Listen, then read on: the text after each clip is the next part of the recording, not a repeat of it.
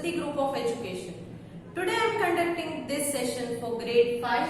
Subject is math. We are discussing worksheet number 1, which is given in page number 134 in your textbook, and this is my session number 3. So in previous session, that is session 1 and 2, we have already completed solving questions from 1 to 10. And in today's session, I will start discussing the answers and the solutions regarding questions from 11. Okay, so let us start them. As you all know, this worksheet is related to chapter number 1, 2, 3 and 4. So the questions are from all the chapters. So let us start solving from question 11. Okay, now question number 11. An automobile company manufactured 1, 3, 4, 5, 6, 7, 8, 9 two-wheelers in 5 years. So कितने two-wheelers 5 years में उन्होंने बनाए थे? This amount, that is 1, 3, 4, 5, 6, 7, 8, 9. And of these मतलब इनमें से 7 of these exported 76,000,000 to other countries. तो इनमें से उन्होंने 76 लाख टू व्हीलर्स जो है वो दूसरे कंट्री वालों को एक्सपोर्ट मतलब बेच दिए थे. The remaining vehicles are sold in local market. और बाकी के जितने बचे उतने उन्होंने लोकल मार्केट में सेल किए थे. Find the number of two wheelers sold in local market. तो लोकल मार्केट में कितने टू व्हीलर सेल किए ये दिया गया है. Now listen, they have given you in the first statement automobile company manufactured 1,34,56,789 two wheelers in 5 years. मगर eight the end of the question यहाँ पर ईयर्स के बारे में कुछ भी मेंशन नहीं किया है, तो आपको उस ईयर्स को कंसीडर नहीं करना है. Clear?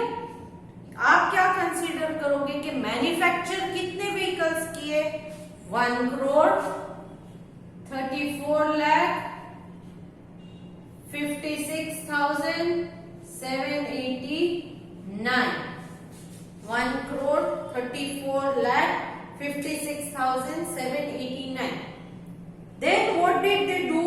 They exported 76 lakh to the other country. इसमें से एक्सपोर्ट किए हैं, बेच दिए कितने?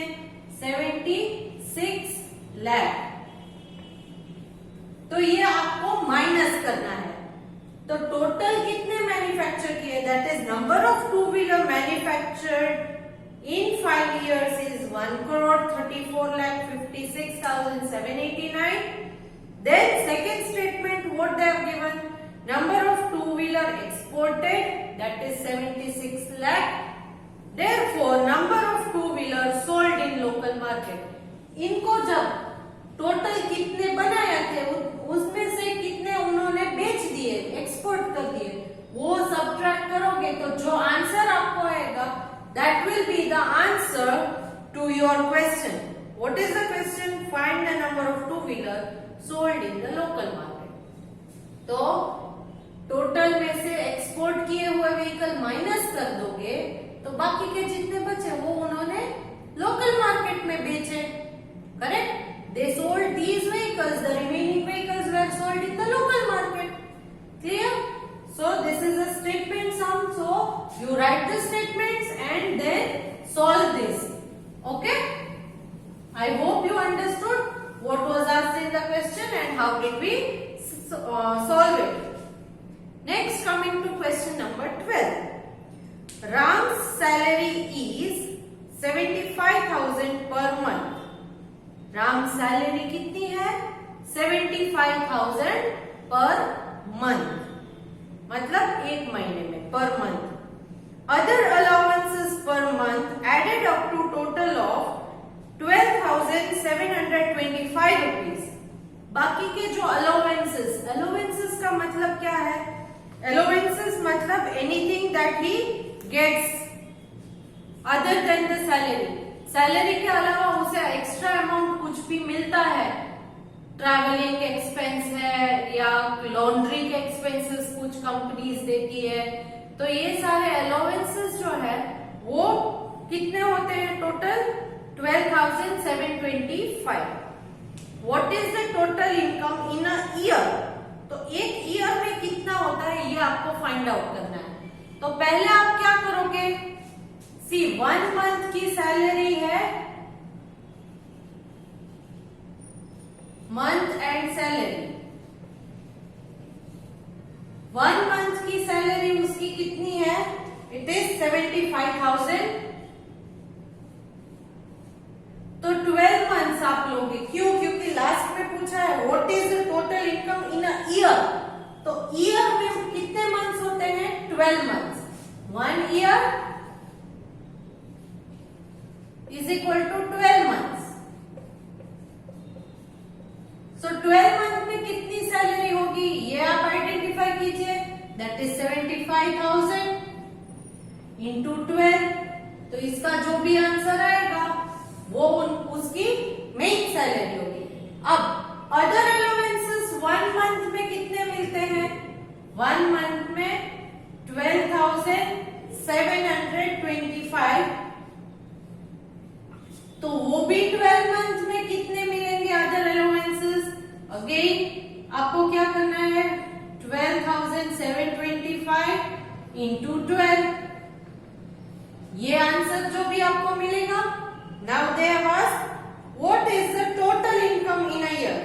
तो ये दो आंसर्स का बाद में आपको टोटल करना है, मतलब ऐड करना है, एडिशन करना है। तो वो आंसर जो भी मिलेगा that is his total income. Clear?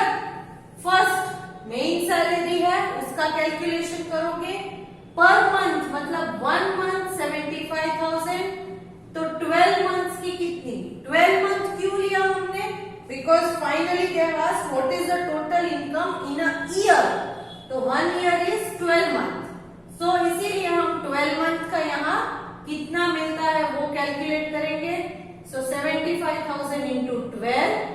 Then other allowances का भी यही करना है कि 1 month में other allowance 12,725 आता है। तो 12 month में कितना मिलेगा वो कैलकुलेट कीजिए। ये दो आंसर जो आपको मिलेंगे उन्हें ऐड कीजिए, तो टोटल अमाउंट उसे पर ईयर कितना मिलता है, उसकी इनकम पर ईयर कितनी है वो आपको पता चल जाएगा। Clear? Now next let us discuss question number 30. All these are statement sums, so I hope you will write the statement by yourself. Okay, जो भी स्टेटमेंट आपको आती है वो आप लिखो, प्रैक्टिस करो। Question number 30. One page of book has 456 words. So यहाँ page and words. One page has 456 words.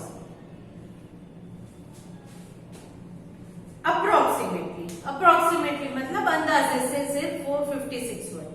So one page of book has 456 words approximately.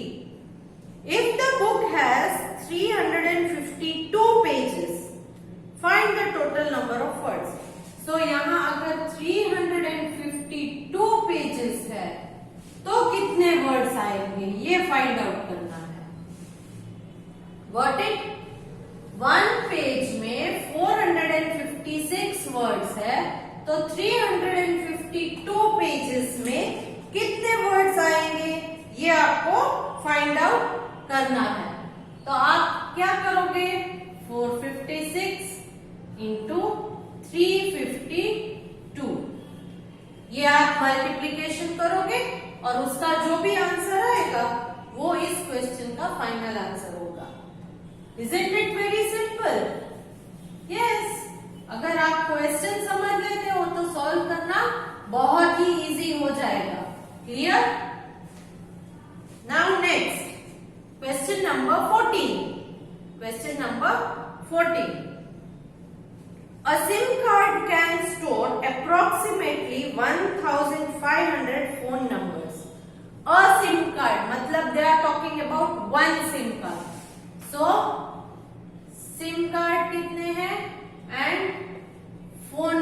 कितने हैं?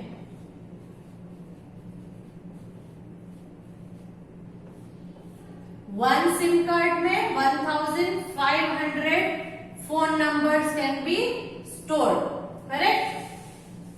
If there are 29 SIM cards, अब सिम कार्ड 29 है, so how many numbers can be stored? तो numbers कितने होंगे? Again cross multiplication. One SIM card can hold 1500 phone numbers. How many phone numbers can be stored in 29 SIM cards? 29 SIM card में कितने होंगे? So 29 into 1500. So 1500 into 29 कीजिए. जो भी answer आपको आता है वो इसका आंसर होगा. Therefore, number of phone numbers stored in 29 SIM cards are, जो भी आंसर आपको मिलता है वो आप लिख लीजिए. You can cross check the answers through my PDF then, correct? मैंने जो आपको भेजा है CW, उसमें आप आंसर चेक कर लीजिएगा. Next question number 50. Using the shortcut method in multiplication, you have to do 654 into 110. 654 into 110, sorry 101. So first क्या आएगा? फैक्ट. फैक्ट क्या है? 101 is equal to 100 plus 1. So what is this? 654 into 100 plus 1 जो है वहां पर आप 654 लिखोगे. तो ये क्या होगा? 654 and 2 zeros प्लस 654. तो इसका जो भी आंसर आएगा वो आपका फाइनल आंसर होगा. Am I clear? Yes. So same type of problem was asked in the previous question also in the same worksheet. So in that similar way you will solve this one also. Okay? Now next question number 16. In question number 16 they have asked you two sub questions. First is question A. Find the product of. Product of means multiplication जब आप करते हो तो उसके answer को क्या कहेंगे? Product. क्या कहेंगे? प्रोडक्ट. तो find the product of 3451 and 999. So 3451 product पूछा है तो आपको मल्टीप्लाई करना है 999. यहां पर भी आप शॉर्टकट मेथड यूज कर सकते हो. क्या है फैक्ट? फैक्ट इज 999 मतलब 1000 माइनस 1. 1000 माइनस 1 करोगे तो 999 आ जाएगा ना? आएगा ना नहीं किड्स? यस. सो ये फैक्ट याद रखनी है. सो नाउ अब हम क्या करेंगे? 3451 into 1000 माइनस 1 जहां पर है वहां पर इसे -3451 करेंगे. So here it will be 3451000 minus 3451. So you will get the answer. So आपको आंसर मिल जाएगा. Correct? So all these shortcut methods will give you answer very easily and quickly without wasting any time. So next question B. Same में question B है.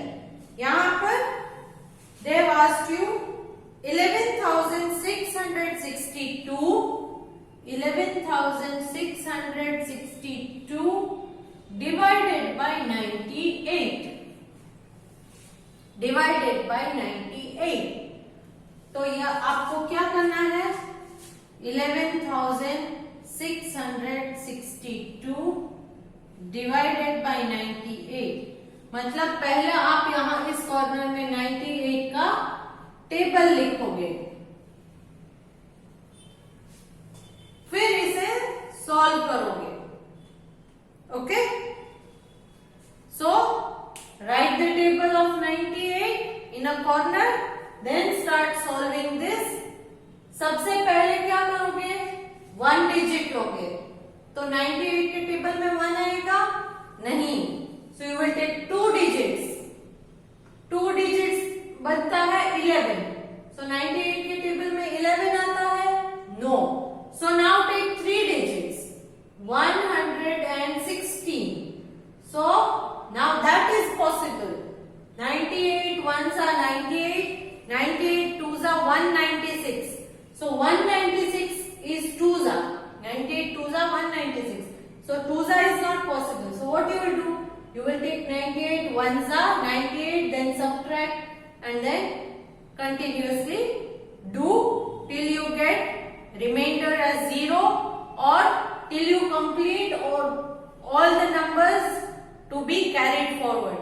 ये सारे numbers carry forward करते जाओ और reminder जब तक 0 नहीं आता है या फिर रिमाइंडर ऐसा नंबर नहीं आता है which is divisible by 98, so you will solve it till then.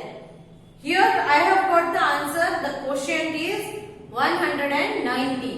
मुझे जो आंसर मिला है वो है 190। I hope you will also get the same answer. So now we have completed solving the questions till question number 16. 16th question में 2 parts है, question A and B. Question A is regarding the multiplication using the shortcut method and question B is related to the division part. Now question 17.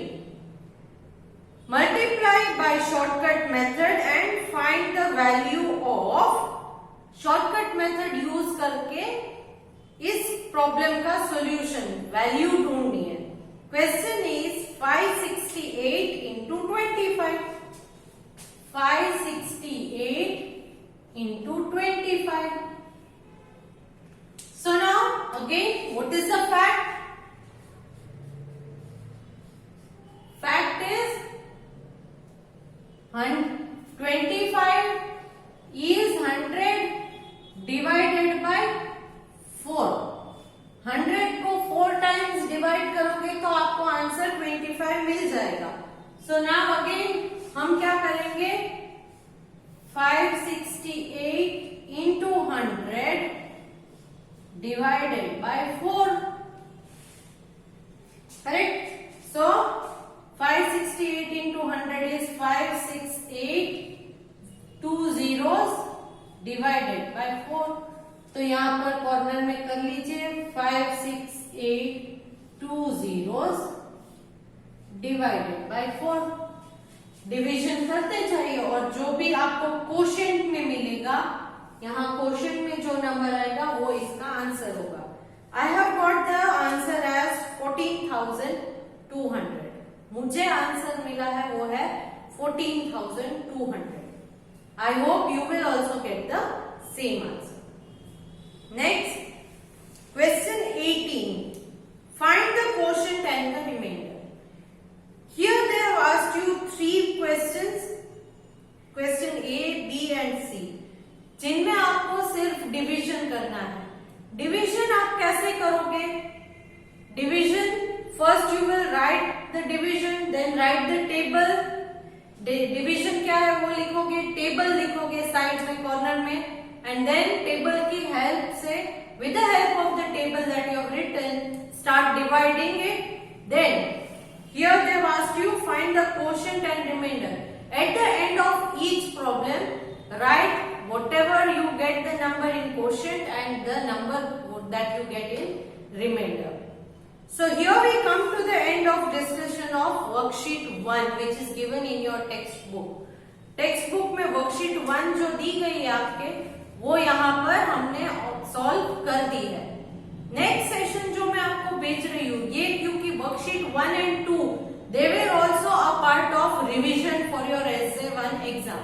ये worksheet 1 हमने जो solve की है, इसके sessions 1 and 2 ये भी हमारी essay 1 एग्जाम के रिविजन का ही पार्ट है।